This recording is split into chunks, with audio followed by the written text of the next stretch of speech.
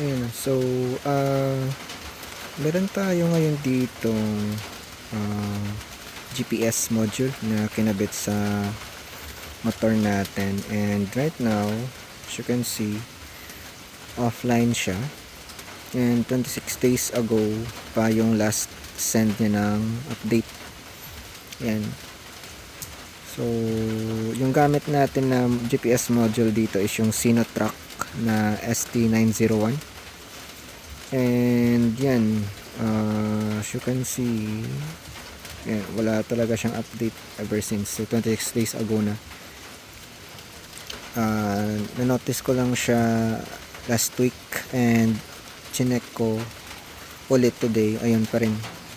So ganun pa rin siya. So check natin ngayon yung SIM card na nakakabit doon, if okay pa. Kabit natin dito sa phone mamaya, and hopefully okay pa yung SIM card natin. So yung worry ko kasi dito is nakaano, kasi alam ko yung ST901 na model is ano siya, may support siya sa 2G, pero yung 4G I think is wala siyang support. So shutting down na kasi yung mga 2G na network. So si Smart kasi yung SIM card na kinabit ko dito, and sina-shutdown na nila yung 2G na network, or yung i-phase out na nila yung 2G.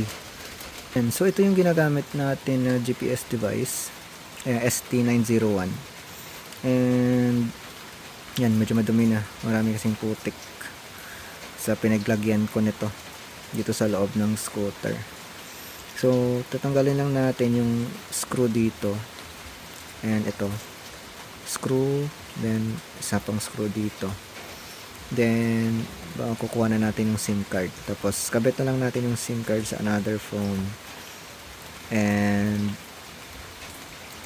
check natin if okay pa yung SIM card.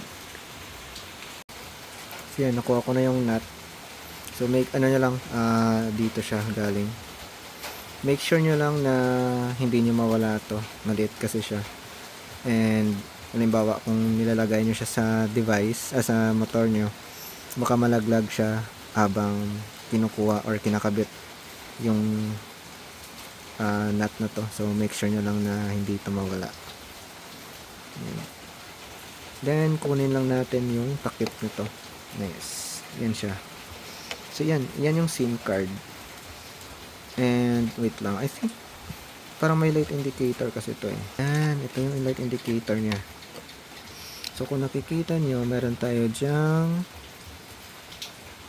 GSM and GPS. So dito yung light indicator sa GSM, yung yellow, and yung GPS is yung parang kulay violet. So mangyayari, kunin lang natin yung SIM card dyan, and saksak lang natin dun sa phone. Yan. Ito yung SIM card niya. So yan no, yan, kung nakikita nyo, yan, nakabit na natin yung SIM card dito sa phone, and meron na naman siyang signal, and 4G, naka 4G siya. Yan. Tayo natin data. Yan, may data naman siya, okay naman yung data niya. Yan. So I think walang problem sa SIM card. So try na lang natin ikabit ulit gamit yung housing na to. Kabit natin ulit dun sa device, and hopefully bumalik yung, or mag-online yung device. So pero pag dun sa Sinotrack app hindi pa rin siya nag-online, so most probably yung ST901 talaga na device yung problem. So kailangan natin magpalit ng GPS device na may support sa 4G. Ayan. Or I think meron din mga device ngayon na binebenta na hindi na kailangan ng SIM card. Parang app na lang ata yung kailangan mo. So pwedeng yun na lang yung siguro yung gamitin natin na alternative, para at least hindi na tayo gumamit ng SIM card. Pero check natin, try natin. Kasi dun sa Sinotrack is meron silang ST901L, yung may L sa dulo. Yun yung may 4G na support. So pwedeng yun yung gamitin natin, or yung walang SIM card na kailangan na. I think much better yun kasi hindi na kailangan mag-load ng data. So makakatipid tayo doon, and matagal din yung ano nun, yung battery niya, and pwede rin siyang ma-charge. So nakalimutan ko yung pangalan, so, pero merong ganong device, so check na lang natin. So pwede kasi siyang gamit yung sa yung Find My Device na mga app. So pwedeng ganun. So well, check na lang natin. Habang ginagalaw-galaw ko to kanina, nalaglag yung screw. Kanina na ako nagsabi na ingatan yung yung nut. Pero yung screw, yan, hindi ko siya na secure kanina. Nalaglag somewhere yung screw, yung isang screw. Ito yung isa, dito yung nalaglag. Yung dyan na part. Hindi ko na lang kung saan napunta. Yun lang. Wait lang, hanapin ko muna kung makita ko pa. Yun lang, hindi ko na makita. Ay nako, so ito siya. Ito yung screw, yung sa kabila. So check natin if meron tayong ganyang screw din na mahaba. Hindi ko sure kung papasok. Try ko muna maghanap dito if merong kapareho ng screw. Ito medyo maliit to eh. Sige lang, try ko muna maghanap. Pag wala talaga, yan, no choice. Isa na lang yung babalik natin. Yan ako. Yan. So may nakita ako isa dito. Kapareho talaga niya. Yan, parehong haba talaga. Parehong haba. Yan, tapos pasok din dito sa nut. Yan, so good thing na meron tayong nakita dito. Wait, ayan, pumasok.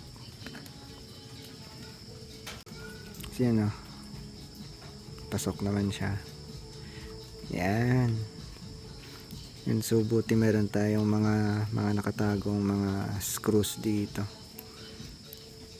Yan, ito na lang yung gagamitin natin. So next time, yan, ingatan nyo yung mga screw and nut.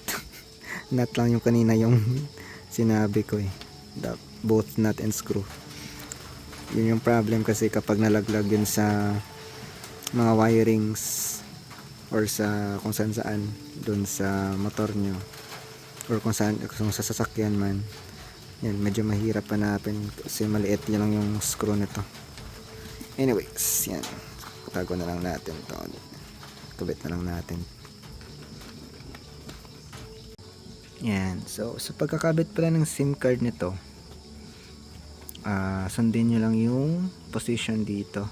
Yan yun yung position na nakamarka dito sa device. So dapat ito rin yung pagpapasok dito sa SIM card na SIM card slot.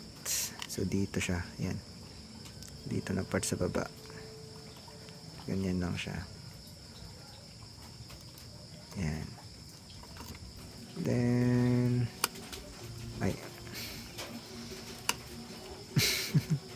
hindi ko siya yan, may click na. So yun, napasok na siya dyan. Yan na siya. And observe na lang natin dun sa Sinotrack na app if mag-online pa siya. Pero pag hindi talaga, yan, no choice, palit talaga tayo ng device. So kabit na lang natin yung screw dito. So yan so mga 5 minutes na yun nakalipas, and yan, same pa rin. 26 days ago pa rin yung lumalabas ngayon dito sa Sinotrack na app. So yun, so problem talaga is yung sa device nga. So if may mga device kayo na same din, yung ST901 or any other GPS device na 2G lang yung support, make sure nyo na check nyo yung device nyo if okay pa, and if not, yan, palitan na lang na may support sa 4G na network, 4G and above na network, para ma-continue pa rin monitor yung device nyo if kailangan nyo i-monitor siya. So yan, Yun lang.